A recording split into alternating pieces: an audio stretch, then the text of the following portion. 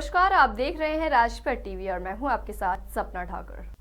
गाजियाबाद की web city सन city और Aditya world city द्वारा किसानों के प्रति अपना वादा पूरा नहीं किया गया, जिसके पूर्व में गाजियाबाद के डीएम जीडीए के वीसी मौजूद। उन वादों के मुताबिक अभी तक कोई भी शर्त नहीं मानी गई है। भारतीय किसान संगठन एकता के जिला अध्यक्ष लोकेश नागर ने बताया कि इससे प्रभावित किसानों से पूर्व में किए गए 2014 के फैसले, जिसमें किसानों को दिए गए 8% प्लॉट भूमिहीनों को फ्लैट आगामी 6 महीनों में उचित रेट तक दिए जाने और योग्यता अनुसार परिवार के एक व्यक्ति को नौकरी दिए जाने के लिए शर्तें तय हुई थी। लेकिन 8 साल गुजर जाने के बाद भी कोई भी किसी प्रकार की शर्तें नहीं मानी गई, जिसके विरोध में प्रेस कॉन्फ्रेंस कर आगामी 30 जून को गाजियाबाद विकास प्राधिकरण का घेराव करने का ऐलान किया गया।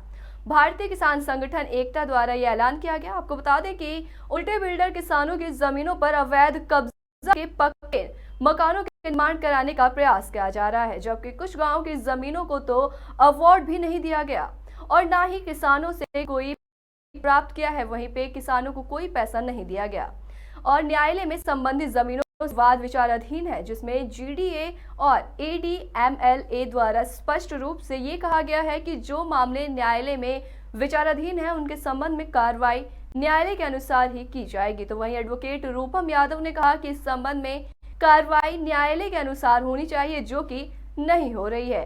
इससे बिल्डर की अनियमितताओं के चलते किसानों में रोष है और आगामी 30 जून को किसानों ने जीडीए का घेराव करने का निर्णय लिया है। इसी लड़ाई को लड़ने के लिए एडवोकेट रूपम यादव जी भी हमारे साथ हैं, जो किसानों का पूरा साथ दे रहे हैं। उनसे जानते हैं कि क्या की आगे की इनकी कार्रवाई रणनीति रहेगी। सर, करते हैं जो कि कोर्ट में केस विचाराधीन होने के बावजूद भी इनके सारे प्रपत्र कहते हैं, जीडी के लेटर कहते हैं, अवार्ड कहता है, एडीएमएलए की विज्ञप्ति कहती है कि उन जमीनों को नहीं छेड़ा जाएगा जो मामले न्यायालय में विचाराधीन हैं। उसके बाद भी अगर ये हमारी जमीनों पर कब्जा कर रहे हैं तो इसके विरोध में हम आगामी 30 तारीख को एक बड़ा आंदोलन जीडीए के गेट पर करेंगे। जीडीए अधिकारियों के कानों को खोलेंगे, उन्हें बताएंगे कि हमारा अवार्ड नहीं हुआ है, हमारी कुछ ज़मीनें एक्विजिशन से मुक्त हैं, फिर भी हमारी ज़मीनों पर ये सड़क बना रहे हैं, खंबे गाड़ रहे हैं, कहीं पार्क बना रहे हैं, कहीं प्लॉट चिन रहे हैं। जिला प्रशासन की मनमानी से ये हो रहा है। एसडीएम विनय कुमार जी जाकर वहां पर ये कहते हैं कि मैं निर्माण कार्य को मैं रुकने नहीं दूंगा।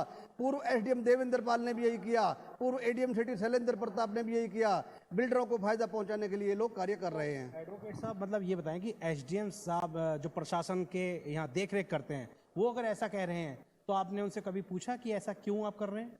जब उनसे ये पूछा गया कि जी हमारा अवार्ड नहीं बना है और हमारी जमीनें, ये हमने कोर्ट में चैलेंज किया हुआ है, तो डीएम और एसडीएम ये कहते हैं कि ये कार्य हमने शुरू नहीं कराया है, पूर्व में जो डीएम करा गए थे उनके कहने से चल रहा है, ना तो हमने शुरू करा रहा है ना ही हम खत्म कराएंगे। मेरा ये कहने पर कि जी अगर पूर्व में कोई डीएम या एसडीएम गलत कार्य कर गया तो क्या आप भी करेंगे, वो कोई जवाब नहीं देते। वो कहते ना मैंने शुरू कराया ना मैं खत्म करूंगा, अर्थात बिल्डर के लिए कार्य कर रहे हैं। गाजियाबाद के वेब सिटी में आज से कुछ सालों पहले वहां के आसपास के रहने वाले गांव वालों ने अपनी जमीन दी थी इस व्याप पर कि उन्हें आगे चलकर मुआवजा तथा जमीन का वहां पे एक टुकड़ा मिलेगा। पर ये टुकड़ा तो क्या है, उनके पास से सारी जमीन ही उनकी जाती नजर आ रही है, जिसके खिलाफ वेब सिटी के खिलाफ ये विरोध करने जा रहे हैं। 30 जून में आगामी में ये जो है अपना उनका जीडी का घेराव करने जा रहे हैं। तो क्या है पूरा मामला, हम जानते हैं आज किसानों के नेता लोकेश नागर जी से, जो हमारे साथ मौजूद हैं। नागर साहब, क्या मामला था पूरा? मामला ये था कि सन 2014 में हमारा एक वेब सिटी से समझौता हुआ था, एग्रीमेंट।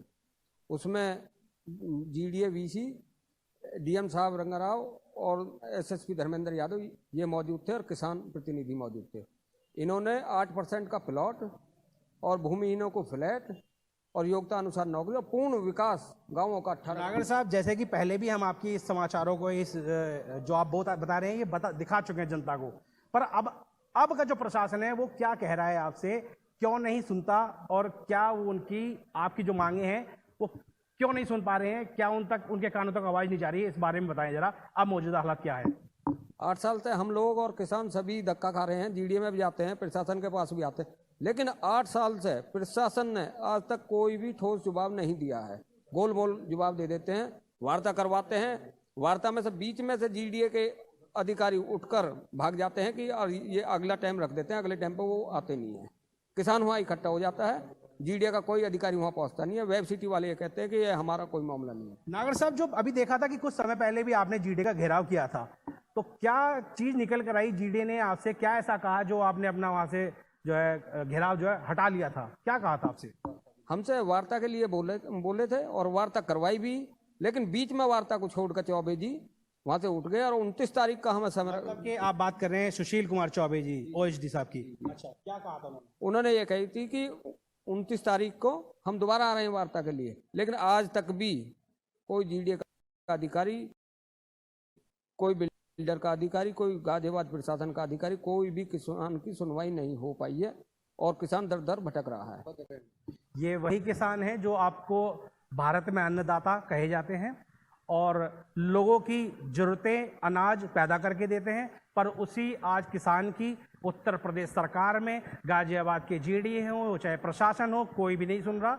अब देखना यह है कि जीडीए का जो घेराव होने वाला है ये कि क्या ये रंग लाता है, क्या ये निर्णय लेकर आता है। मैं इंद्रेश कुमार शर्मा, राजपट टीवी, सबसे पहले भारत।